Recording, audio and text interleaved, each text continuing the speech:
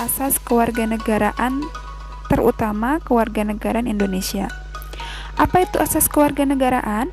Asas kewarganegaraan adalah dasar berpikir dalam menentukan masuk atau tidaknya seseorang dalam golongan warga negara dari suatu negara tertentu. Jadi, asas kewarganegaraan adalah dasar berpikir dalam menentukan masuk atau tidaknya seseorang dalam golongan warga negara suatu negara.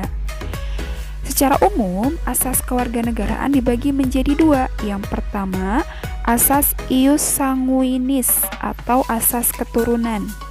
Yang kedua, asas ius soli atau asas kedaerahan. Kita lihat yang pertama. Apa itu asas ius sanguinis? Asas ius sanguinis adalah asas kewarganegaraan yang menyatakan bahwa kewarganegaraan seseorang ditentukan berdasarkan keturunan dari orang tersebut. Jadi berdasarkan keturunan ya. Nah, hampir seluruh negara di dunia sebagian besar menganut asas ini, terutama negara kita, Indonesia sebagai penganut asas ius sanguinis, dan beberapa negara lain seperti negara di Amerika menganut ius sanguinis, di Eropa juga gitu ya. Jadi hampir sebagian besar. Nah, sedangkan asas yang kedua yaitu asas ius soli atau asas kedaerahan.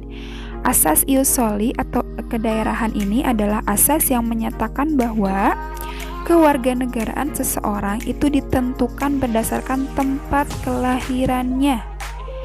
Jadi ketika seseorang lahir di negara tersebut, di negara yang menganut ius soli, otomatis orang tersebut memiliki status kewarganegaraan negara tersebut karena dia lahir di negara tersebut tanpa melihat apakah orang tuanya merupakan warga negara dari negara tersebut. Gitu ya. Nah, negara mana saja yang menganut ius soli? Negara yang menganut ius soli adalah sebagian besar negara di benua Eropa.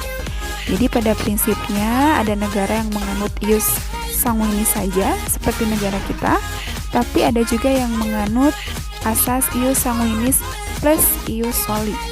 Gitu ya.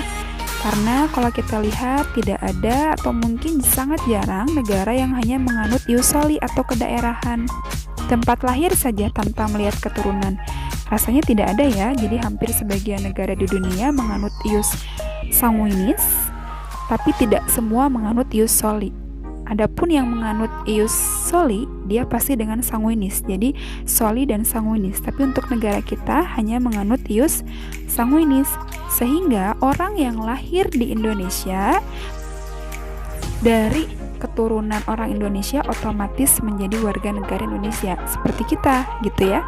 Tapi orang yang lahir di negara Indonesia sedangkan kewarganegaraannya dalam negara lain tidak menjadi status kewarganegaraan anak yang lahir itu menjadi warga negara Indonesia karena kita hanya menganut ius sanguinis. Berbeda dengan yang ius soli. Kalau ius soli,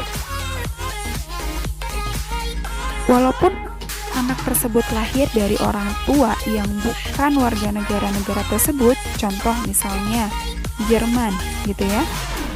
Nah, Jerman itu mengakui asas ius sanguinis plus ius soli, di mana orang yang melahirkan di Jerman itu juga bisa menjadi warga negara Jerman ataupun Amerika atau beberapa negara yang memang menganut ius soli gitu ya. Sampai sini cukup dipahami ya untuk asas kewarganegaraan di Indonesia terutama ada dua. Yang pertama ius sanguinis berdasarkan keturunan dan ius soli berdasarkan kedaerahan atau tempat lahir, bisa dibilang juga berdasarkan tempat lahir.